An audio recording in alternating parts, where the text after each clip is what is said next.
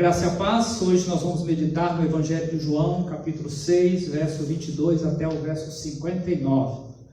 Diz assim a palavra de Deus: No dia seguinte, a multidão que ficara do outro lado do mar notou que ali não havia senão um pequeno barco e que Jesus não embarcara nele com os seus discípulos, tendo estes partido sós.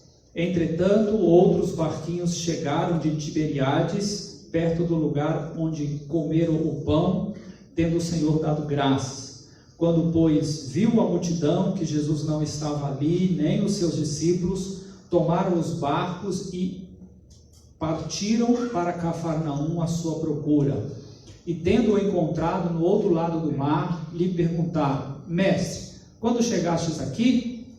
Respondeu-lhes Jesus: em verdade vos digo, vós me procurais, não porque vistes sinais, mas porque comestes dos pães e vos fartastes. Trabalhai não pela comida que perece, mas pela que subsiste para a vida eterna, a qual o Filho do Homem vos dará, porque Deus, o Pai, o confirmou com o seu selo. Dirigiram-se, pois, a ele, perguntando: que faremos para realizar as obras de Deus? Respondeu-lhes Jesus: a obra de Deus é esta, que creais naquele que por ele foi enviado.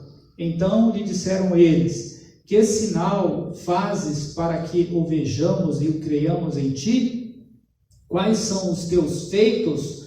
Nossos pais comeram o maná no deserto, como está escrito: deu-lhes a comer pão do céu. Replicou-lhes Jesus: em verdade vos digo, não foi Moisés quem vos deu o pão do céu. O verdadeiro pão do céu é meu Pai que vos dá. Porque o pão de Deus é o que desce do céu e dá vida ao mundo. Então lhe disseram: Senhor, dá-nos sempre desse pão. Declarou-lhes, pois, Jesus: eu sou o pão da vida. O que vem a mim jamais terá fome, e o que crê em mim jamais terá sede. Porém, eu já vos disse que, embora me tenhais visto, não credes. Todo aquele que o Pai me dá, esse virá a mim, e o que vem a mim, de modo nenhum o lançarei fora. Porque eu desci do céu, não para fazer a minha própria vontade, sim a vontade daquele que me enviou. E a vontade de quem me enviou é esta: que nenhum eu perca de todos os que me deu. Pelo contrário, eu o ressuscitarei no último dia. De fato, a vontade de meu Pai é que todo homem que vir o Filho e nele crer tenha a vida eterna, e eu o ressuscitarei no último dia. Murmuravam, pois, dele os judeus, porque dissera: eu sou o pão que desceu do céu. E diziam: não é este Jesus, o filho de José? Acaso não lhe conhecemos o pai e a mãe? Como, pois, agora diz: desci do céu? Respondeu-lhes Jesus: não murmureis entre vós, ninguém pode vir a mim se o Pai que me enviou não o trouxer, e eu o ressuscitarei no último dia. Está escrito nos profetas: e serão todos ensinados por Deus. Portanto, todo aquele que da parte do Pai tem ouvido e aprendido, esse vem a mim. Não que alguém tenha visto o Pai, salvo aquele que vem de Deus, este o tem visto. Em verdade vos digo, quem crê em mim tem a vida eterna. Eu sou o pão da vida. Vossos pais comeram o maná no deserto e morreram. Este é o pão que desce do céu, para que todo o que dele comer não pereça. Eu sou o pão vivo que desceu do céu. Se alguém dele comer, viverá eternamente. E o pão que eu darei pela vida do mundo é a minha carne. Disputavam, pois, os judeus entre si, dizendo: como pode este dar-nos a comer a sua própria carne? Respondeu-lhe Jesus: em verdade vos digo, se não comerdes a carne do Filho do Homem, não beberdes o seu sangue, não tendes vida em vós mesmos. Quem comer a minha carne e beber o meu sangue tem a vida eterna, e eu o ressuscitarei no último dia. Pois a minha carne é verdadeira comida, e o meu sangue é verdadeira bebida. Quem comer a minha carne e beber o meu sangue permanece em mim e eu nele. Assim como o Pai que vive me enviou, e igualmente eu vivo pelo Pai, Também quem de mim se alimenta, por mim viverá. Este é o pão que desceu do céu, em nada semelhante àquele que os vossos pais comeram e contudo morreram. Quem comer este pão viverá eternamente. Essas coisas disse Jesus quando ensinava na sinagoga de Cafarnaum. Nós vamos pensar na seguinte grande ideia: quem come do pão dos céus se fartará eternamente. Nas últimas mensagens, vimos Jesus curando pessoas, multiplicando os pães e peixes, enviando os seus discípulos para o meio da tempestade, onde puderam experimentar do poder do Senhor Jesus. Estes dois últimos acontecimentos se deram no clímax da popularidade de Cristo, quando as multidões o seguiam aos milhares e querendo fazer deles rei sobre Israel. Contudo, irmãos, apesar do sucesso, o que percebemos é que Jesus não dava a mínima importância para tudo isso. O que percebemos a partir do verso 22 até o 59 é um discurso de Jesus, onde ele está repreendendo aqueles seus seguidores, aquela multidão que o seguia, porque eles estavam ali equivocados acerca de algumas coisas. Muitos desses equívocos estão vigentes nos nossos dias. Nesse texto, vemos que Jesus não está impressionado com o aplauso daquela multidão. Ele está preocupado que eles estejam vivendo em conformidade com a verdade de Deus. Nesse sentido, ele debate com eles, mostrando 3 equívocos que a multidão estava cometendo. Vamos meditar sobre 3 equívocos cometidos pela multidão. O primeiro deles: motivação. Eram as motivações pelas quais eles estavam buscando, indo atrás de Jesus. O verso 22 inicia com a seguinte expressão: no dia seguinte, mudando o momento, a multidão que ficara do outro lado do mar, entusiasmada com a multiplicação dos pães, quer fazer de Jesus rei, pois afinal de contas, se ele for rei, dará pão a todas as pessoas. Mas Jesus não deseja isso naquele momento. Ele evita que os seus discípulos assimilem esta ideia, os leva até o barco na beira do mar e os manda embora.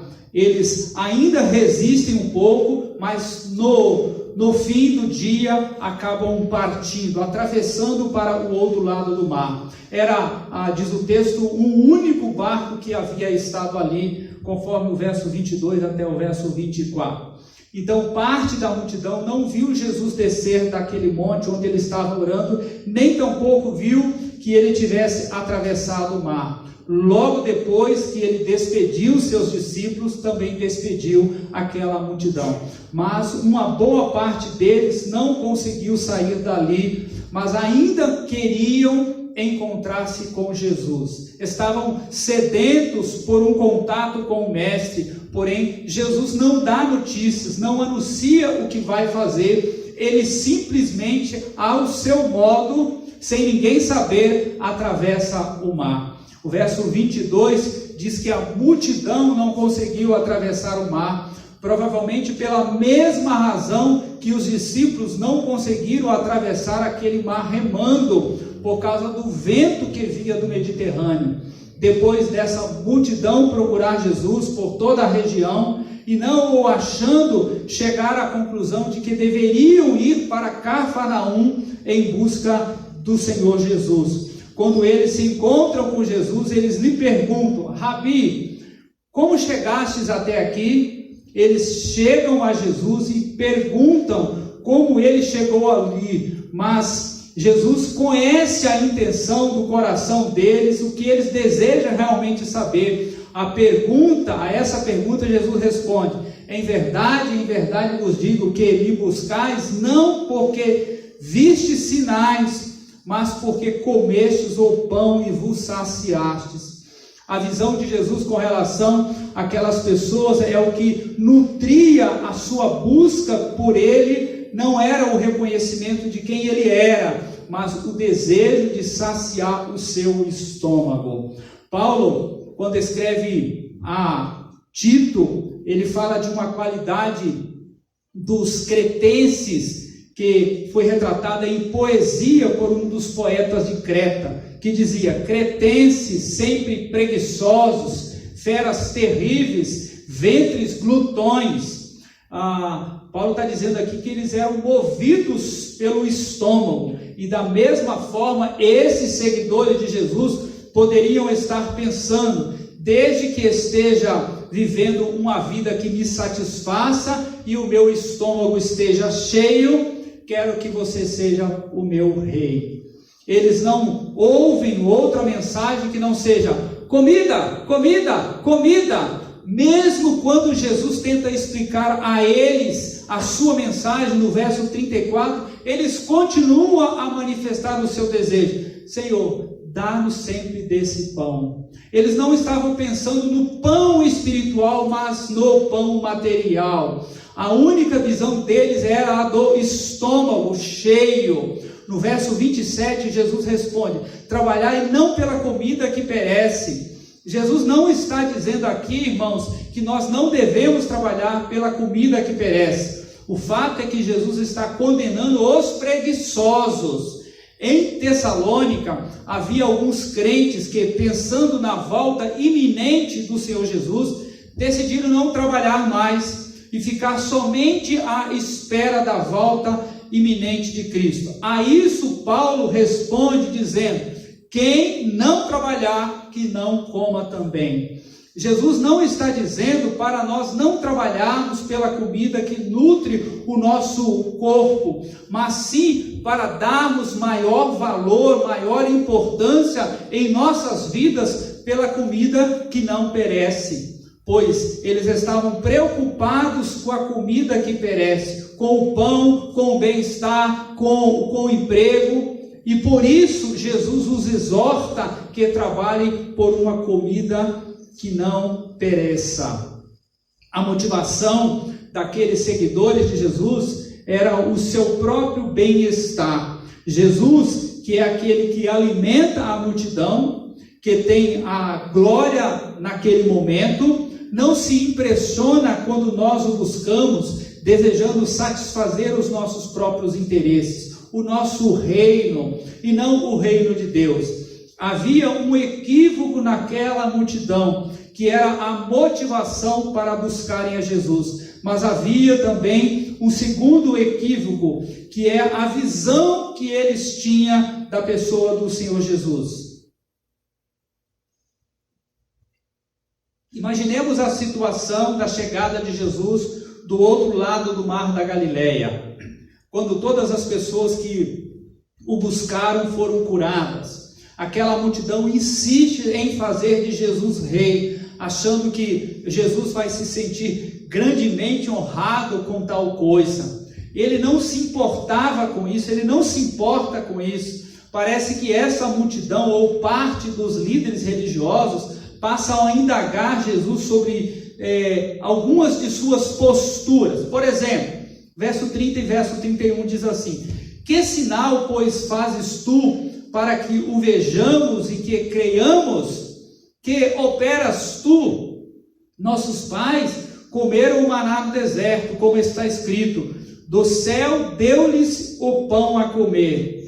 Eles tinham um fato histórico da prova da bondade de Deus, pois haviam visto a multiplicação e muitas curas no dia anterior. Mas no dia seguinte, eles têm o atrevimento de pedir a Jesus as suas credenciais. Eles haviam visto milagres fantásticos, mas isso não era o suficiente para eles. Hoje em dia, muitas pessoas agem também assim. Tem o milagre da salvação, tem o cuidado, o pastoreio da pessoa de Deus, e às vezes em momentos de desafios da fé, acabam se frustrando.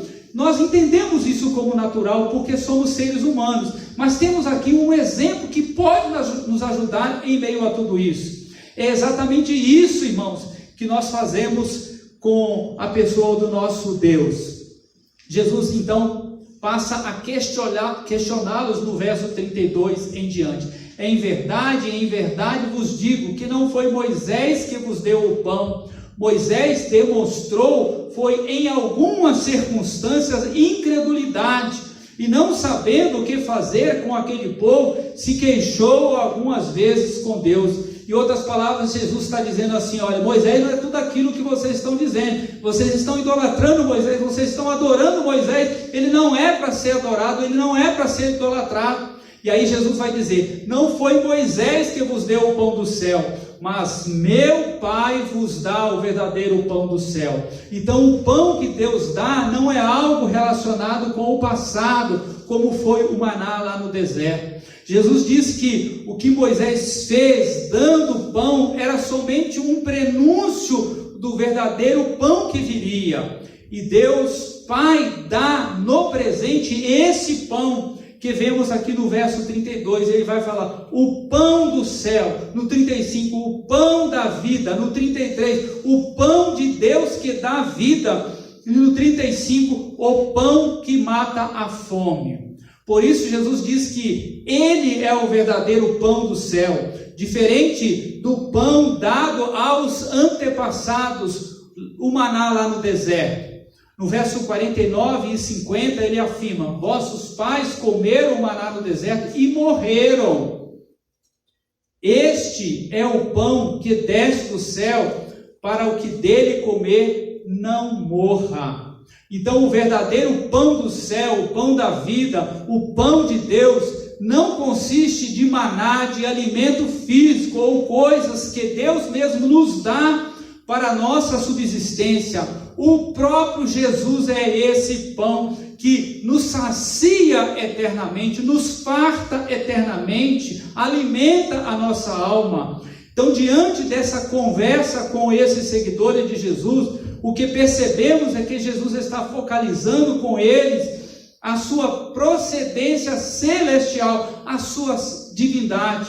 E de novo, ainda dentro desse segundo equívoco dos seguidores, percebemos que eles, como em outras ocasiões, não sabiam nada sobre a divindade de Jesus. No verso 41 e verso 42, lemos: murmuravam, pois, dele os judeus, pois dizia: eu sou o pão que desceu do céu. E perguntaram: não é esse Jesus, o filho de José, cujo pai é mãe e que nós conhecemos?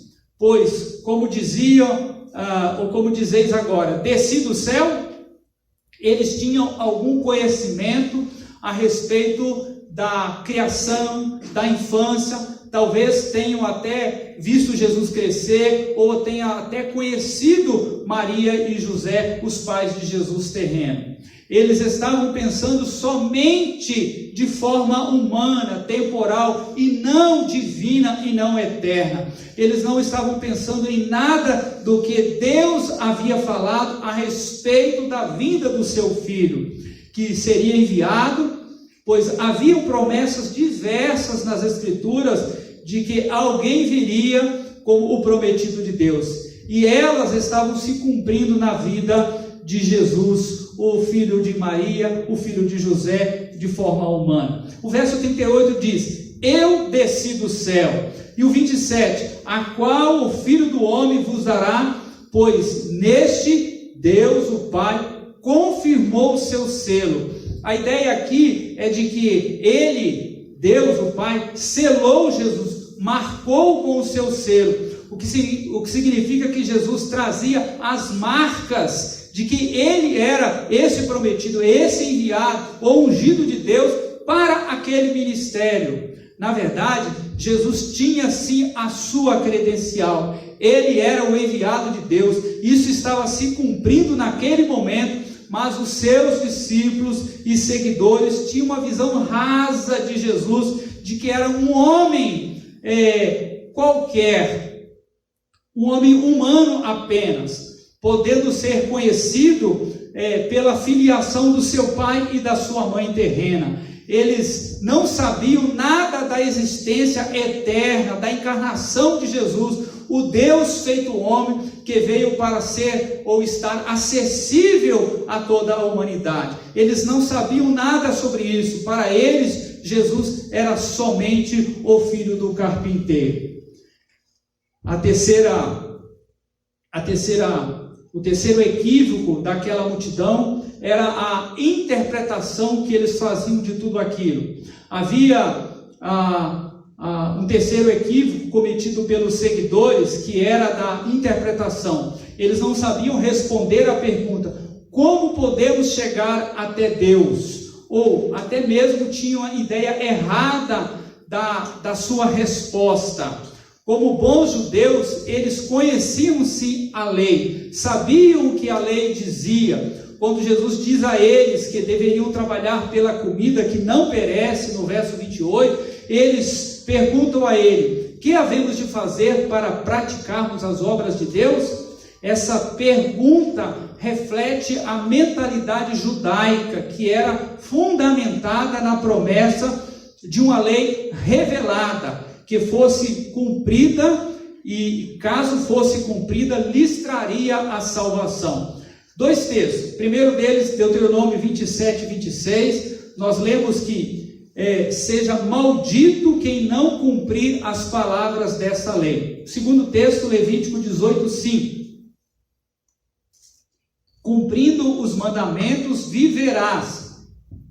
Baseado nesses dois textos, eles estavam acostumados com a linguagem onde Deus dá uma ordem e que essa ordem deve ser cumprida totalmente.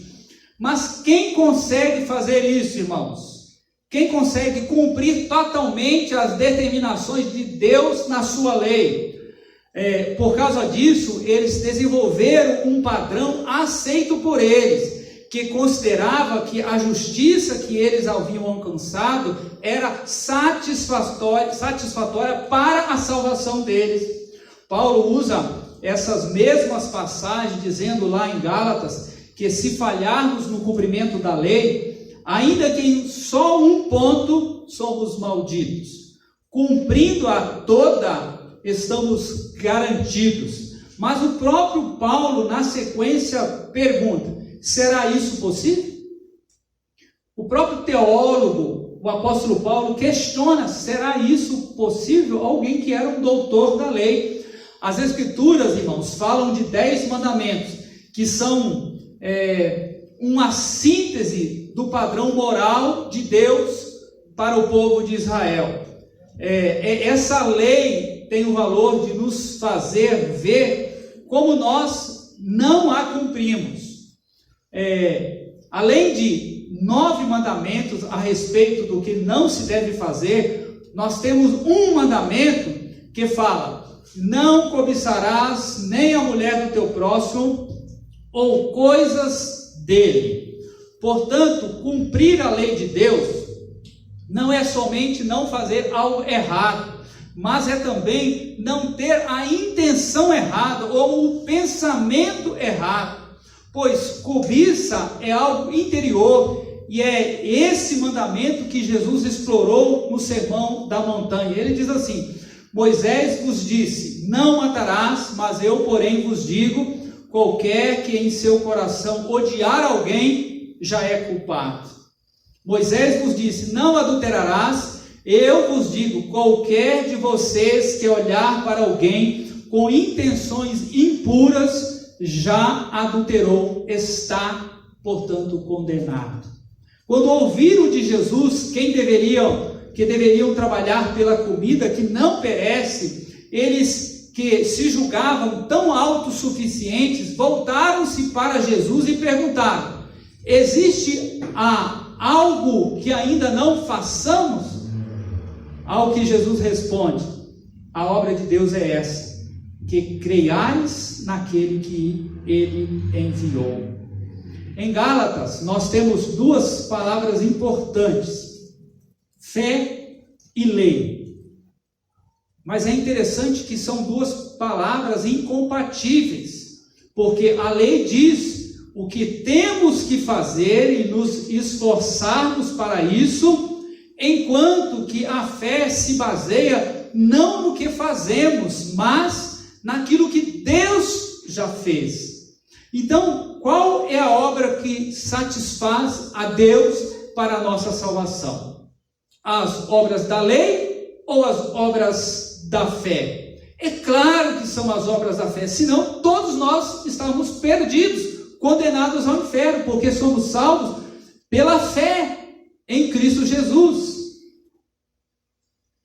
A fé no enviado de Deus e a fé no próprio Deus.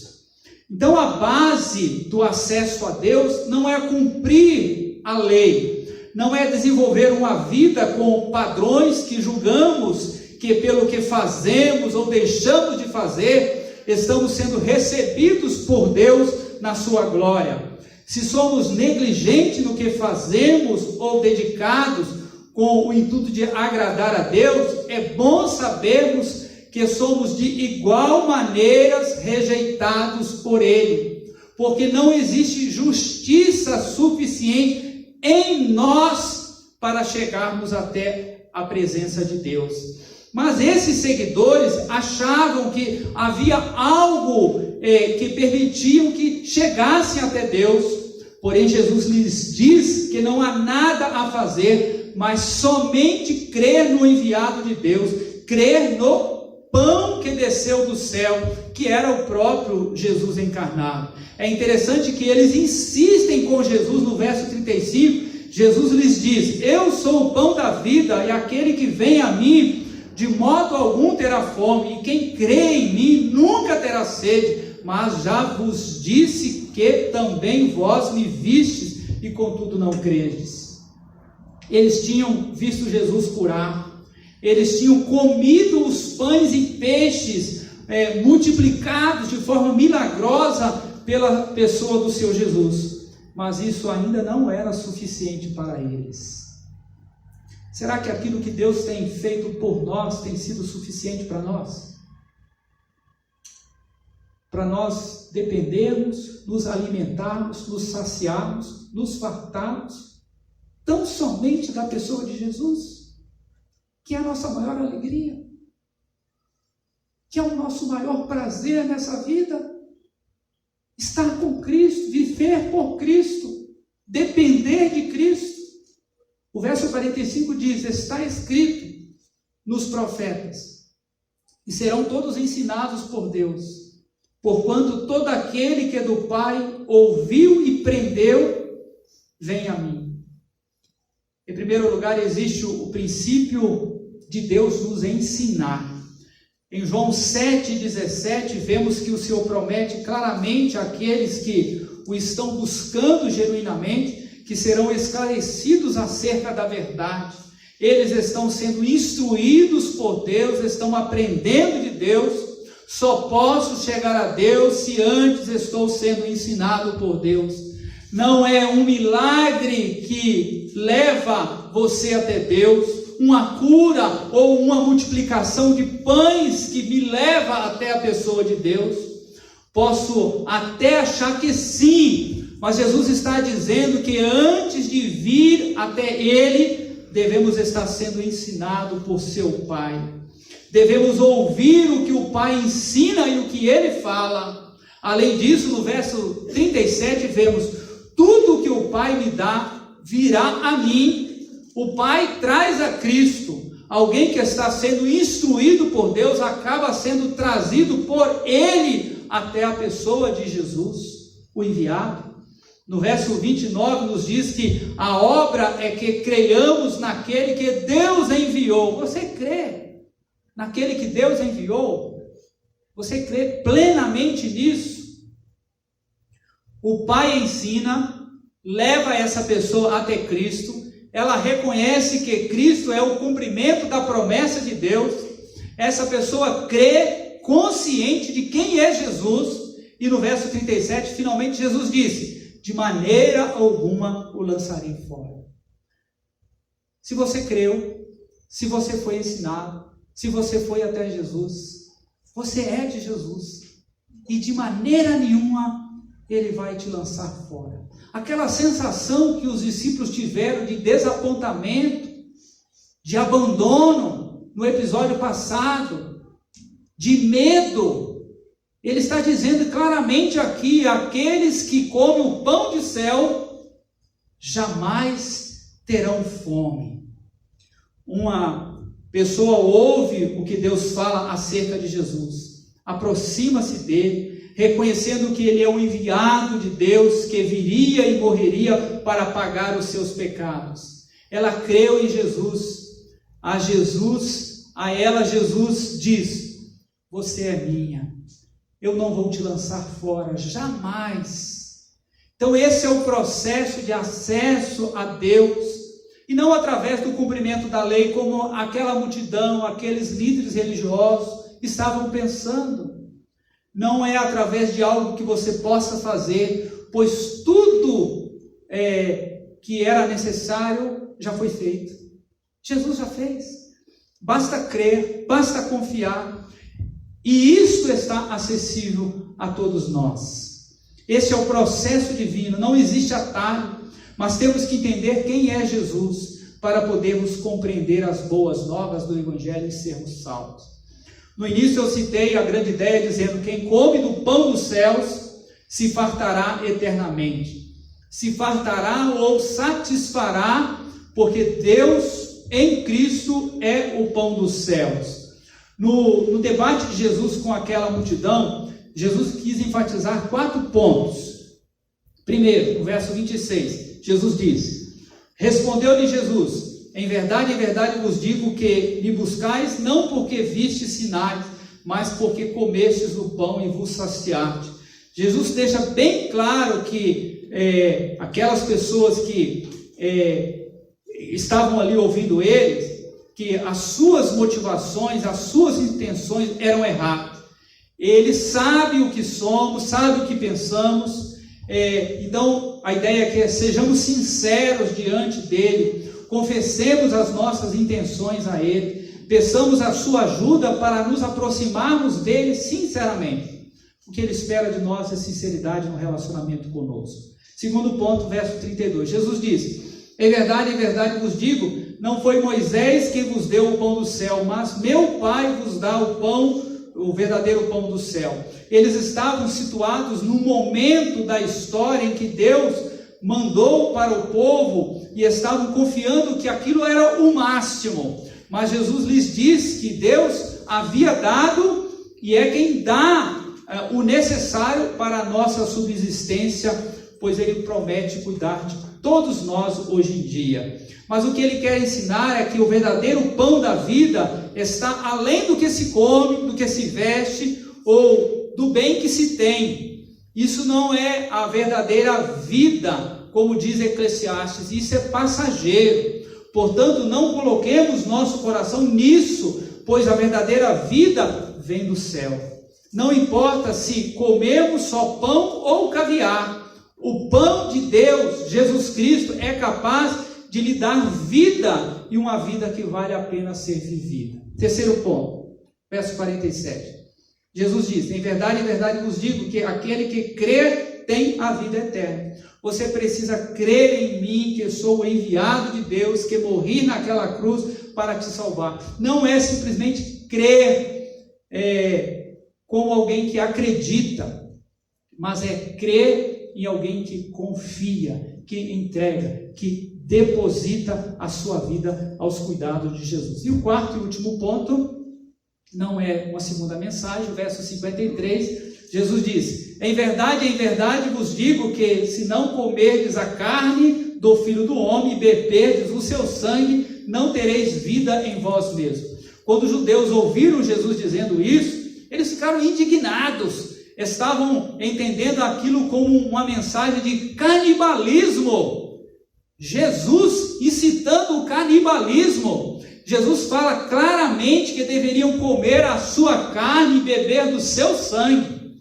João 1,14, lemos que o Filho de Deus se fez carne. Comer da carne neste contexto significa confiar que Jesus é Deus, que encarnou e veio até nós. Ele não era um espírito, não era um homem que passou por Deus, mas o próprio Deus que se apresentou a nós na forma humana.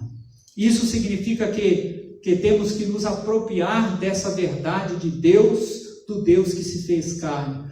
Isso significa comer da sua carne, beber do seu sangue. Beber do seu sangue, irmãos, apontava para uma coisa que ainda iria acontecer, que era a sua morte, o sangue derramado por toda a humanidade.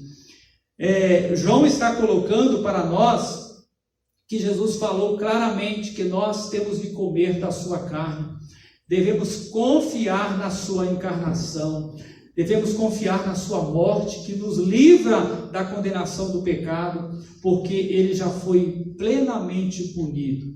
O verso 58, Jesus disse: esse é o pão que desceu do céu, não é como o caso dos vossos pais que comeram o maná e morreram. Quem comer esse pão viverá para sempre. Então aquela multidão estava seguindo a Jesus por causa desse pão que perece, de bem-estar social, de bem-estar político, mas Jesus está lhes apresentando uma comida nova a ser comida. Essa comida não tem a ver somente com o bem-estar físico, ficar livre de enfermidades, mas tem a ver com a vida eterna com Deus. E Jesus fez questão que eles tivessem a motivação correta, que eles tivessem a compreensão correta a respeito do fato de ele ter vindo, a compreensão de como chegar até a pessoa de Deus. Então, o que é preciso fazer para ser salvo? Praticar a lei? Não. Somente crer, confiando sua vida ao governo e ao cuidado de Deus em Cristo, quem nos justifica. Jesus está dizendo: quem vir a mim, de maneira nenhuma os lançarei fora. Quer ir a Cristo? Coma o pão dos céus, beba o sangue vertido na cruz. Quem me ouve nesse momento,